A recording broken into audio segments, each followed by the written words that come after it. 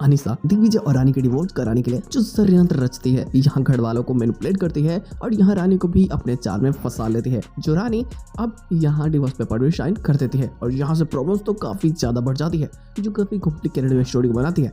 तो बात कर एपिसोड की स्टार्टिंग दिग्विजय के घर से होती है। फिलहाल तो यहाँ जो भी चीजें हुई थी या फिर कह लो कि जो आज से 5 साल पहले हुआ, इन सभी चीजों को लेकर के दिग्विजय भी परेशान होता है कि उसने जब कुछ किया ही नहीं है तो इसके ऊपर ये इल्जाम लगा क्यों। आखिरकार क्या अनीसा झूठ बोल रही है या फिर रानी झूठ बोल रही है? अगर रानी सच बोल रही है तो फिर यानी अनीसा झूठ बोल रही है। लेकिन ईशान यहाँ आकर के समझाता है कि देखो, जो चीजें हुई हो सकता है कि वो एक षड्यंत्र हो जिसमें तुम फंस चुके हो, तो तुम चल करके रानी से बात करो अपने रिश्ते को फिर से सुधारने के। लेकिन जैसे ये जाता है बात करने के लिए, तब तक अनीसा यहाँ आ जाती है और वो डिवोर्स पेपर के साथ में आती है। वो घर वालों को बुला लेती है और ये सबको बोलती है कि आखिर आज नहीं तो कल तो डिवोर्स होना ही था ना, और अब डिवोर्स हो जाए तो हमारी कल शादी हो जाएगी। दिग्विजय को पता चलता है कि क्या कल हमारी शादी होगी, तो ये और ज्यादा ही शौक में रह जाता है कि यार ये बातें हमें क्यों नहीं पता थी।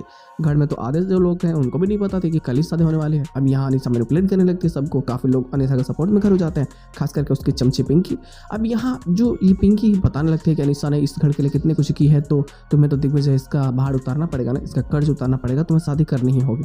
दिग्विजय बोलता है कि नहीं, मैं नहीं कर सकता क्योंकि मैं अनीसा भरोसा नहीं करता। और वैसे सही बात है कि वो भरोसा नहीं करता है क्योंकि वेल इसके सामने जो चीज़ें होती है वो सब एक षड्यंत्र के रूप में ही होती है, जिसमें दिग्विजय उसकी पूरी फैमिली फंस रहा होता है।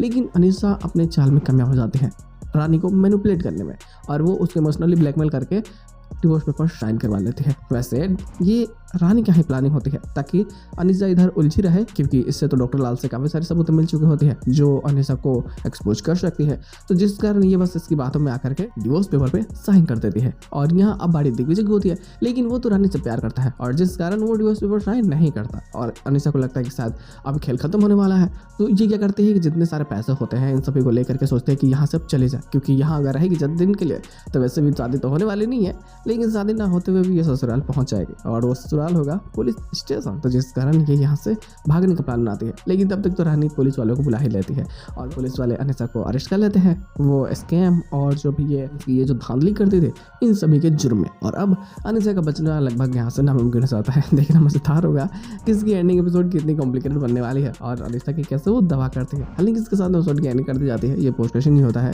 अब अनीसा का खेल खत्म जो होने वाली है, मजा आएगी। एक्स्ट्रा प्लॉट आती है या फिर कोई नया प्रोमो आता है तो बातें जरूर हो जाएगी। फिलहाल आज की एपिसोड बस इतना ही। हम लोग मिलते हैं बहुत जल्द किसी नए वीडियो के साथ में, तब देखिए बाय।